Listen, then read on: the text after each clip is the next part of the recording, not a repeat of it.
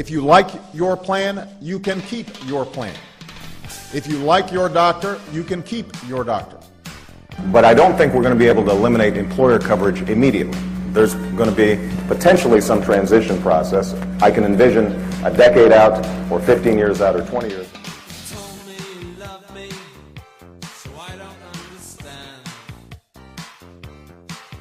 I want to make a distinction between a universal plan versus a single payer plan, because those are two different things. A single payer plan would be a plan like Medicare for All, or the kind of plan that they have in Canada, where basically government is the only person, is the only entity that pays for all health care. Everybody has a government paid for plan.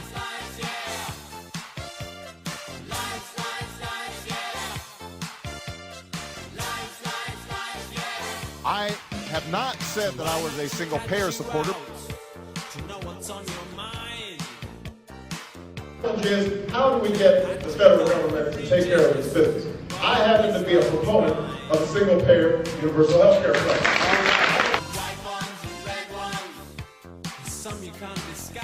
A single payer health care plan, universal health care plan. That's what I'd like to see. But as all of you know, we may not get there immediately, because first we've got to take back the White House, and we've got to take back the Senate, and we've got to take back the House.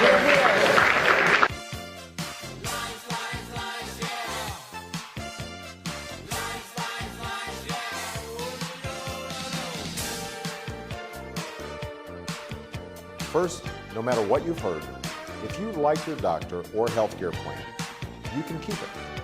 If you don't have insurance, you'll finally be able to afford insurance. And everyone will have the security and stability that's missing today. I think most of us would agree that if we want to cover all Americans, we can't make the mistake of trying to fix what isn't broken. So if somebody has insurance they like, they should be able to keep that insurance. If they have a doctor that they like, they should be able to keep their doctor. They should just pay less for the care that they receive. Toward progress? Yeah, I think, A, it's refreshing that he's getting up, he's standing up for what he believes for. Actually, George is wrong about Obama. Obama does care, which is good, so I like Obamacare. But the fact is, it's very good for small business. It's incredibly good for small business. There was a McKinsey study, which the Democrats don't like, but I do, and I think it's true. Most small businesses are not going to be in the health insurance business anymore after this thing goes into effect. That's going to be the biggest boost to small business that has been done in years and years and years, and George is right. Actually, the figure I usually use is they create 80% of all the initial new jobs. It's critical. I think Obamacare is a huge help to small business. The only way it's a help is if they dump coverage. That's right. Employees and that's what they should do. Have to go on the government exchanges, which is what, of course, the president promised wouldn't happen. It is going to happen. I think it's a very, very good thing. Very good thing for the economy. What we need is a national agenda and a kind of commitment to universal health care. I'm a believer that although if you could wipe the slate clean and start all over again, we would never start with an employer-based insurance product. That's really where we are. 75% of Americans who have health insurance have insurance coverage through their employers. The rest have it through government.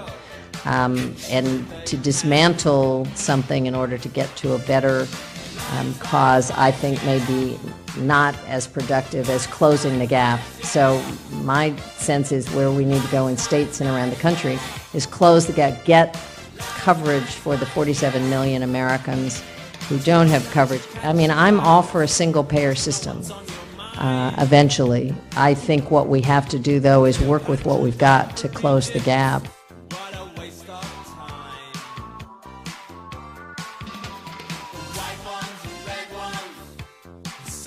And next to me was a guy from the insurance company who then argued against the public health insurance option, saying it wouldn't let private insurance compete, that a public option will put the private insurance industry out of business and leave the payer.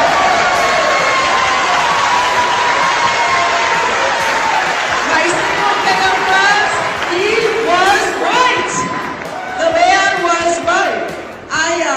Here's what I told him. I said, excuse me, sir, The goal of health care reform is not to protect the private health insurance industry.